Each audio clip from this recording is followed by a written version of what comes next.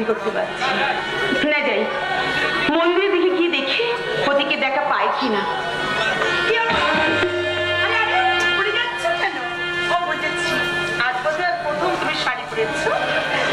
ঠিক আছে মা, যেটা পড়ার অভ্যাস নেই সেটা না পড়লেই তো হয়। দেখো মা, তো মা বুঝি তোমাকে কখনো শাড়ি পরা শেখায় না? মা, যে মেয়ে সারা জীবন মায়ের স্নেহই পেল না, সে মায়ের মর্মকে বুঝতে পারে। সে কি মা, তোমার মা আমাকে 3 বছর রেখে আমার মা মারা গেছে। তাই মায়ের তা বোঝার মতো সৌভাগ্য কোনোদিন নেই। দেখো বাবা, তোমার ব্যথার সান্ত্বনা করলে বিয়ের পর তুমি নিজের শাশুড়িকে মায়ের মতো ভালোবাসবে, তাহলে তার কাছ থেকে পেয়ে যাবে ব্যথার সান্ত্বনা, মাতৃস্নেহী পরশ। মা, হ্যাঁ আমি জানি তুমি শিক্ষিতা, হয়তো আমার কথা বুঝতে পারছো কিনা জানি না, কিন্তু একটা কথা মনে রেখো মা, সন্তান তার মা তোমার কতখানি মুখে জায়গা বসে থাকে তাতে বুঝতে পারবে না। যাই বা আমার ছেলে হয়, আমার আপনার ছেলে আমার সাগর চোখে মানিক মানি, আমার হৃদয় স্পন্দন। আমার সাথে সে মন্দিরে এসেছিল, কিন্তু আমি তো মন্দিরের ভিতরে গেছিলাম, সে মন্দিরে বাইরে দাঁড়িয়ে অপেক্ষা করে আছে। ও উনি বুঝি মন্দিরে যাননি পুজো দিতে? না, কি বলে জানো আমার পাগল ছেলেই বলে তোমার মতো চিন্ময়ের প্রতিমা যার বাড়িতে আছে সেই বাড়িতে পাত্রের মধ্যে পুজো করতে যাবো কেন? পাগল ছেলে কোথাকার। দাঁড়ান মা, একটুখানি দাঁড়িয়ে যান, এই চিন্ময়ী প্রতিমাকে আমি তো একবার প্রণাম করে আমার জীবনটাকে সার্থক করি।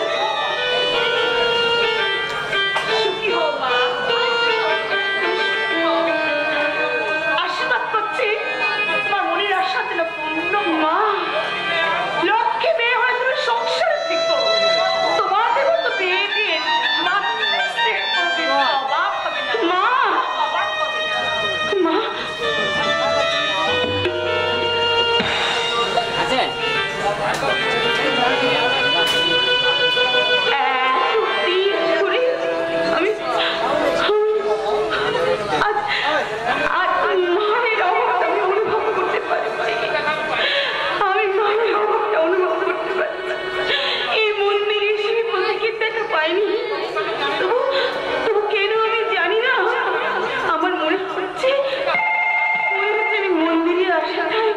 আমার বুঝি আজ সার্থক হলে মা দর্শন এই কালী মন্দিরে।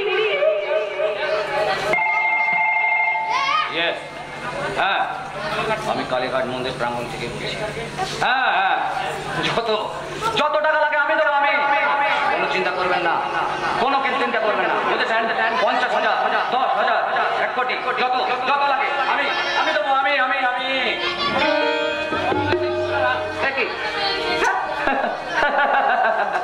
আপনি এখানে কি ব্যাপার? হ্যাঁ, ওই নোংরা ড্রেস ছেড়ে এত ভালো ড্রেস পরে, হ্যাঁ আমি তো অবাক হয়ে যাচ্ছি ম্যাডাম। তোমার জন্যই তো। আমার জন্য? তোমাকে পথ প্রদর্শন করেছি আমার এখন একমাত্র কাজ করতে। যে কাজে কোনো সার্থকতা নেই সে কাজ করে বোকারা ম্যাডাম, আপনার মতন বুদ্ধিমতীরা নয়। প্রতীক, আমি যে তোমাকে ভালোবেসে সারা জীবন বোকাই থাকতে চাই প্রতীক, আমি বুদ্ধিমতী হতে চাই না। চুপ করুন ম্যাডাম, আপনি কিন্তু ভুল করছেন। আমি কিন্তু আপনাকে ভালোবাসতে পারবো না, আর আমি কোনোদিন ভালোবাসতেও পারবো না, কোনোদিন না। কারণ এই প্রতীক মিত্র এক কর্তব্যের শেকলে বাঁধা ম্যাডাম, কর্তব্যের শেকলে বাঁধা। আমি তোমার কর্তব্য থেকে কোনোদিনও তোমাকে বাধা দেব না প্রতীক।